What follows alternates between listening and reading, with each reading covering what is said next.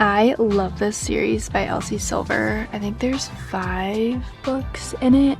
These covers are actually really cute. So if you're looking for, there's 3 brothers and then 1 other character that the books are about. So maybe there's only, oh no, there's 5, because there's 2 other characters that are not brothers. But they are really, really good, and if you're looking to get into romance with Elsie Silver, definitely start with those. And then she just came out with Wild Love, which I think I talked about in another one of my books that I was going to put it on my April and May TBR, so definitely looking into that one.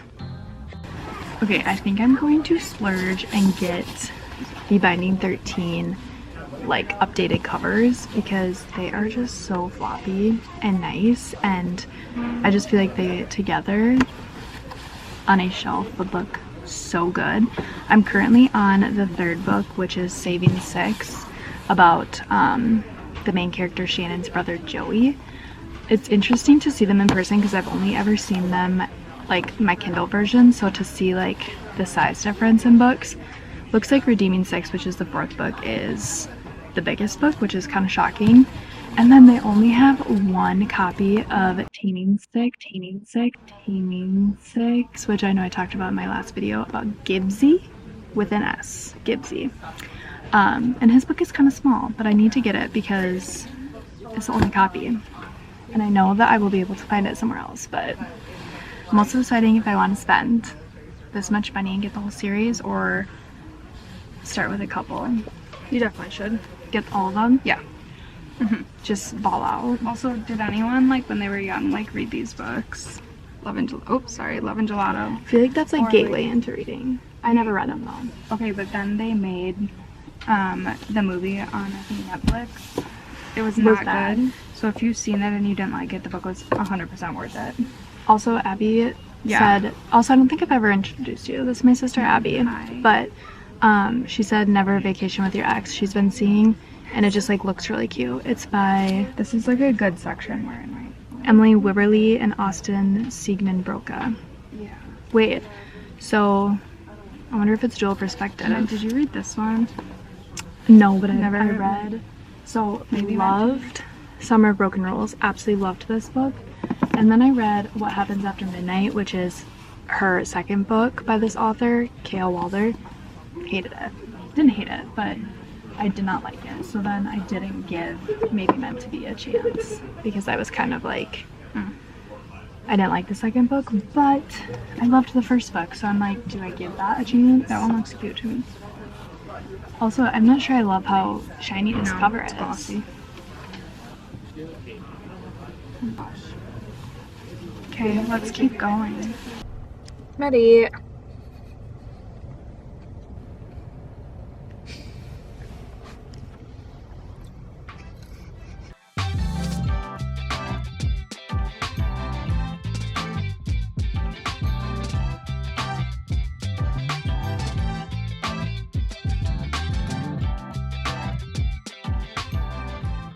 Hey guys, I just got back from my sister and I's little day trip, girls' day if you will. We went to Target, the bookstore, we went to Best Buy because I broke down and I ordered the AirPod Max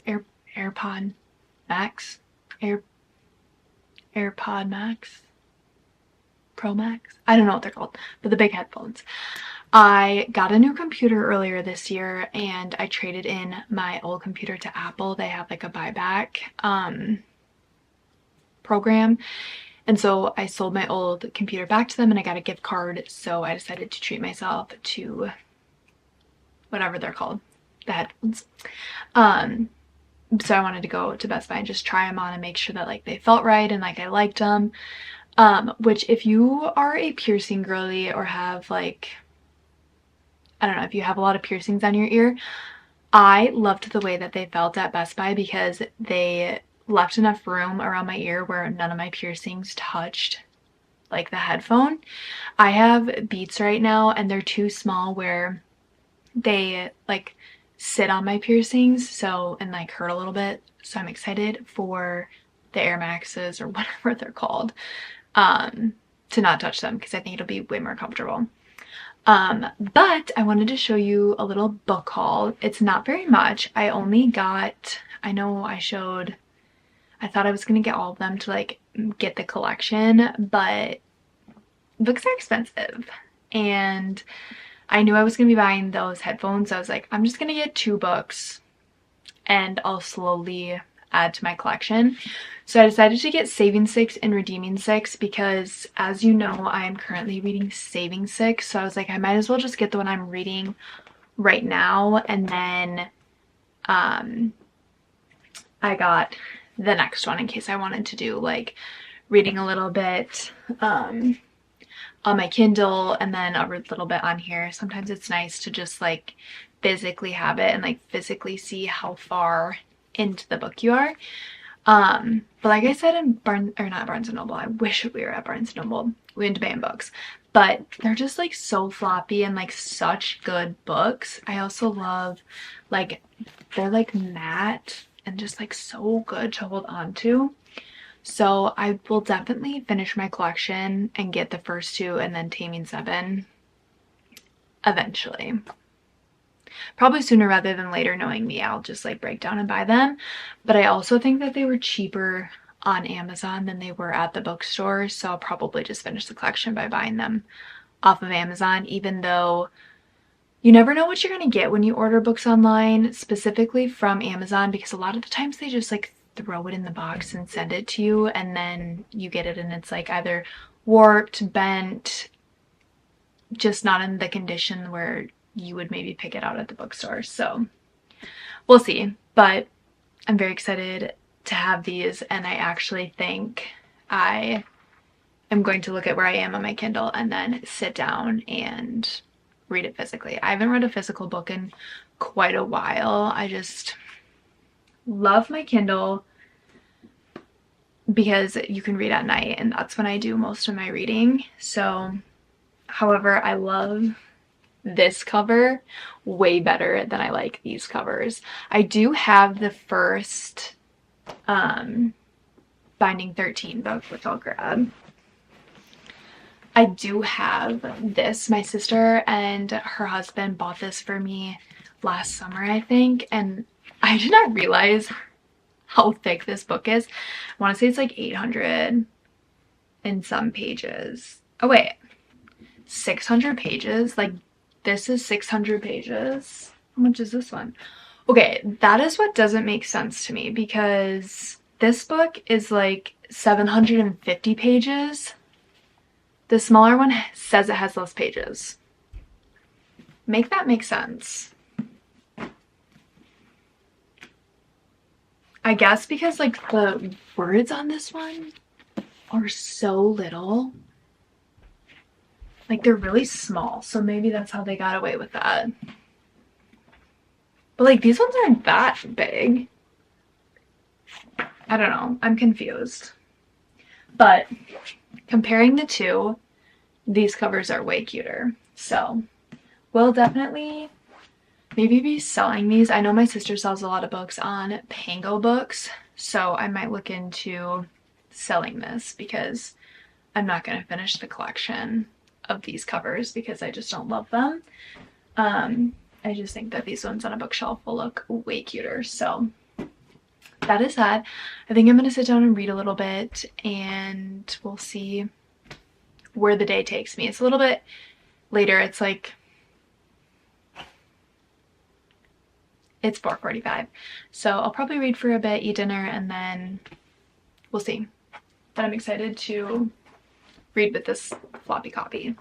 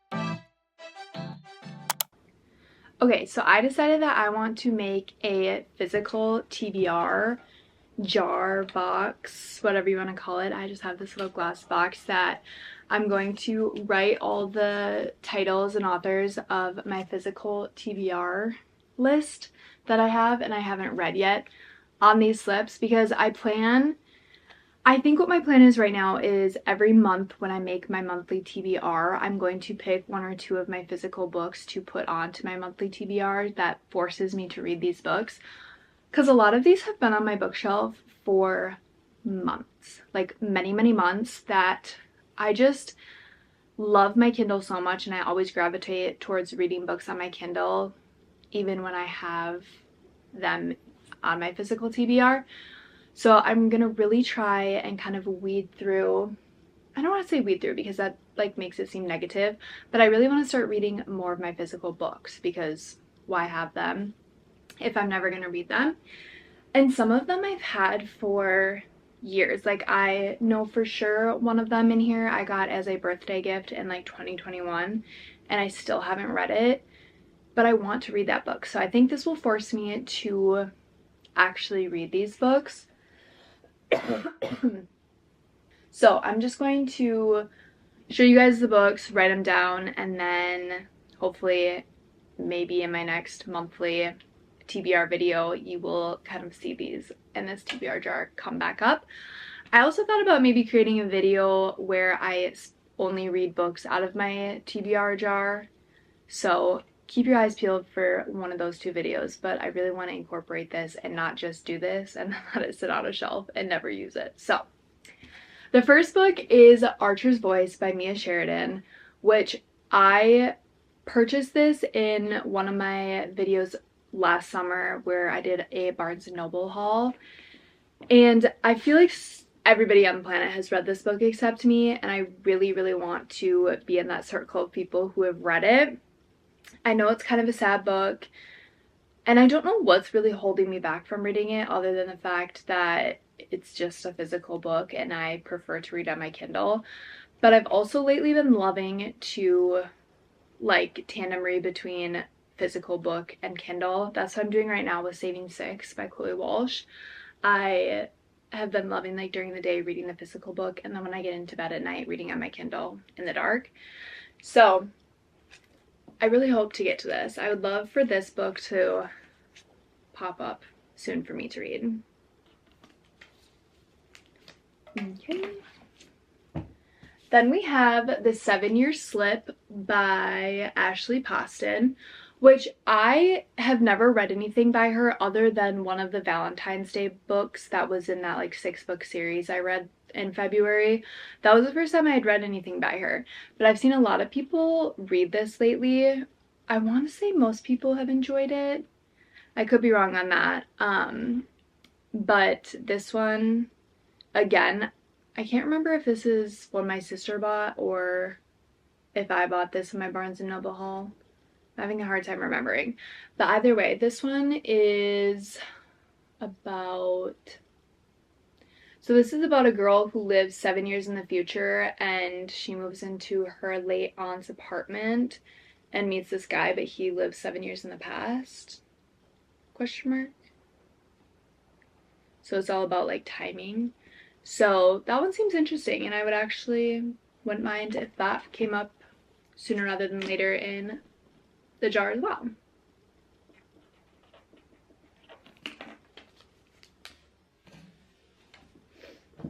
Next we have None of This Is True by Lisa Jewell. I loved the other book I read by her. Why am I blanking? Wait, maybe I haven't read another book by her. I do have two Lisa Jewell books. This one is Then She Was Gone. This one specifically has been on my TBR for years. I believe I bought this in my Barnes & Noble haul last summer as well, because it has just been on my Goodreads TBR for so long. I used to nanny, and one of my old nanny moms read this and really liked it. So I feel like it's just like been on my mind for so many years, but this is definitely one that has been on my TBR forever. And then this one is kind of newer. I want to say it came out last year, but I've heard really, really great things about this. I want to say I also have the audiobook, so that's one that I could maybe listen to and physically read, but this has definitely also been one that I've been thinking about a lot lately.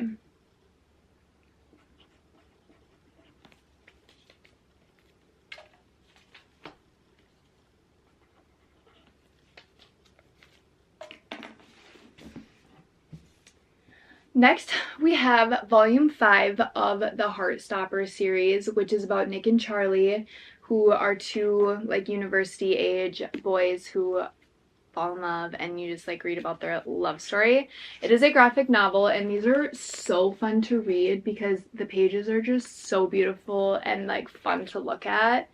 I honestly like could sit down and read this in one night. They are so fun to read, and I want to say I read volume 4 like 2 years ago, so it's been a while since I've been in the world of Heartstopper, and I'm so excited to jump back in and kind of catch up and see where they are now. So definitely excited about this one.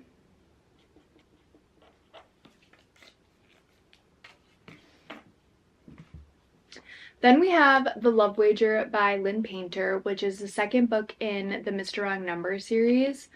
I want to say the girl from the first book, it's her brother's book, I think, which these two characters, Hallie and Jack, both like are trying to find love and are doing like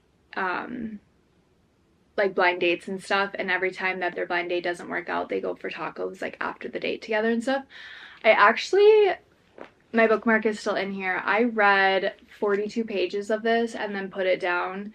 I think I was in kind of a slump when I was starting to read this, and it just wasn't the right time for me to start it. So I definitely want to come back to this because I really did like Mr. Wrong Number, and I just love Lynn Painter's writing. She's just so fun, and I think super easy reads, so I know when I pick one of her books up, I'm bound to really like it.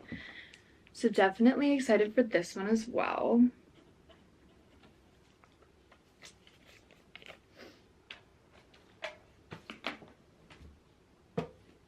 Then we have Legends and Lattes by Travis Baldree, which I've never read anything by him. My sister actually read this, and then the second one called Bookshops and Bone Dust, and I think this is just like a super like fun fantasy book, which it says a novel of high fantasy and low stakes. So I think it's just like a very easy fantasy read, but I've also been wanting to read this because my sister has raved about this, and the second book, I think she read it in like a week, maybe both of them. Honestly, maybe even shorter than that, but I've been wanting to read that, and since I have the physical copy, it's like, what am I waiting for?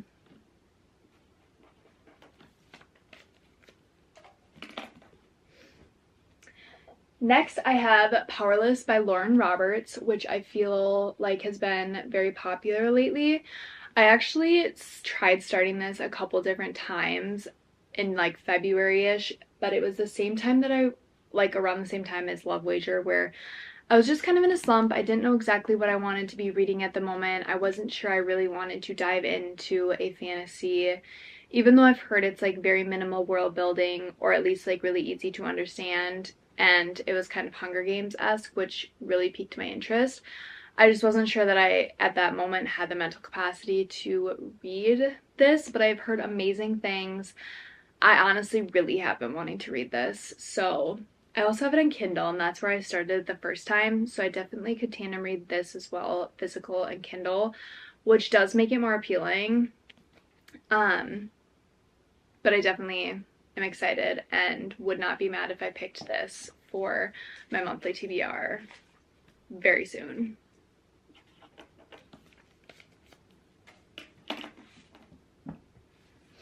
Next, we have Big Little Lies by Liane Moriarty, which I know this is a TV show. I have never watched it. I've heard really great things about it. So, I know it's about a murder, right? Yeah. Yeah, it says someone is dead. Sometimes it's the little lies that turn out to be the most lethal. But like I said, I've heard great things about the TV show. I haven't watched it. Maybe after reading this, I would watch the TV show. I know like Reese Witherspoon, Shailene Woodley, and like a couple other really big actresses are. Is it Reese? Or is that a different one? I don't know, but I know a lot of big characters are in the TV show, so, and I've heard great things. So this is another one that's been on my TBR. I got this as a birthday gift in like 2021 and just haven't read it, even though like it sounds good and I'm interested in it. It's just physical TBR is so hard for me to gravitate towards.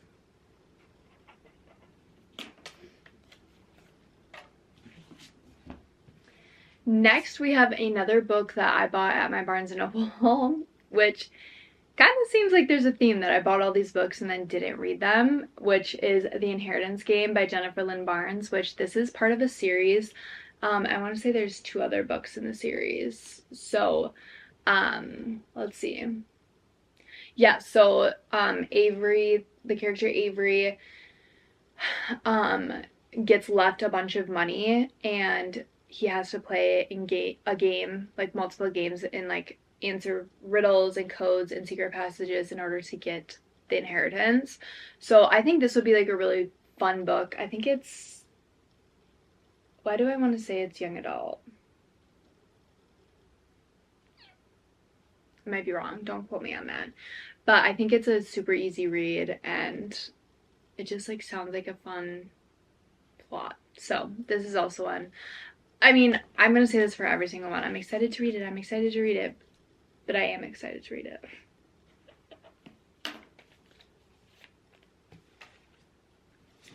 Next is Love Theoretically by Ali Hazelwood. The only other book that I've read by her is The Love Hypothesis. Couldn't think of it for a minute. Because I know the second and third in that series people didn't love, but then she wrote this one and people loved this one. So I am excited. Like, we should play a game. How many times do I say excited in this video? Because it's a lot, I can guarantee that. But I'm looking forward to reading this one. I really enjoyed The Love Hypothesis. I thought her writing was really good in that. And I liked the plot. So I'm excited to maybe continue on with Ali Hazelwood and see if I like more of her writing or not.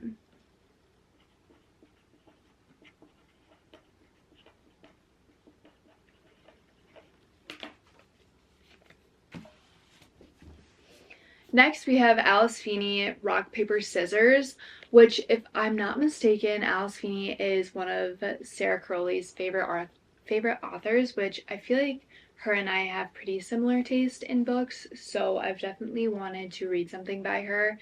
And I know a lot of people, this is popular on Goodreads, and a lot of people read this one, so this one just seems fun. So this is about a couple, Adam and Amelia, who go away for the weekend to Scotland for their anniversary. And let's see. It says the weekend may make or break their marriage, but they didn't randomly win this trip. One of them is lying and someone doesn't want them to live happily ever after. So a little thriller. I love thrillers in small doses. I'm kind of a scaredy cat, so I don't read them too often, but as long as they're not like super scary, I like them. So I think that this sounds really good.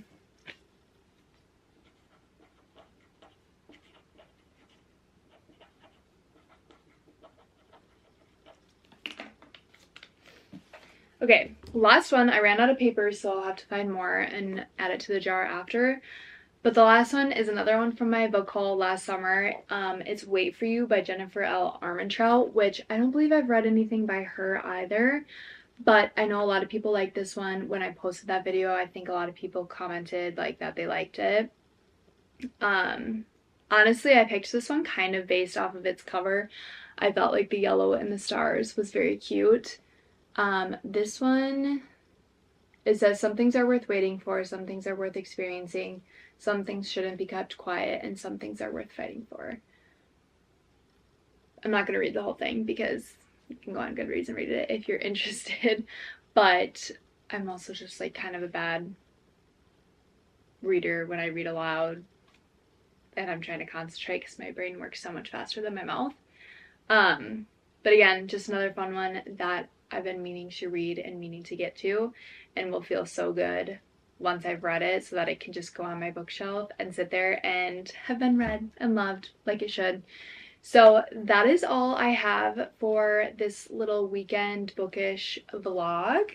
I hope you guys enjoyed. I am excited to use these and hopefully pick some of those to go on my monthly TBRs from here on out.